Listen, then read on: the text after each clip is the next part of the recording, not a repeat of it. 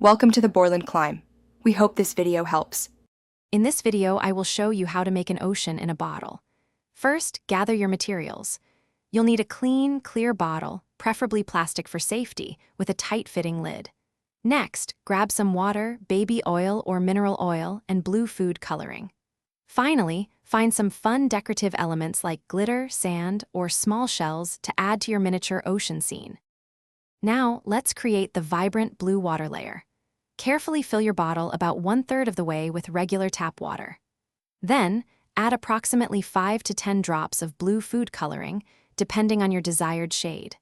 Secure the lid tightly and gently swirl or shake the bottle until the color is evenly distributed throughout the water, creating a beautiful ocean hue. Next, we'll add the oil to create that mesmerizing wave effect. Slowly pour baby oil or mineral oil into the bottle, filling it almost to the top, leaving about 1 inch of space.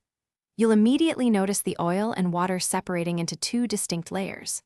Now, gently add your decorative elements like a pinch of glitter or a few tiny shells, watching them slowly drift through the layers. Finally, it's time to seal your ocean in a bottle. Make absolutely sure the lid is fastened as tightly as possible to prevent any spills.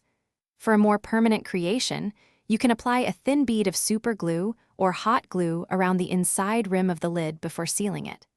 Now, gently rock and turn your bottle to watch your miniature ocean come to life with its calming, wave-like motion.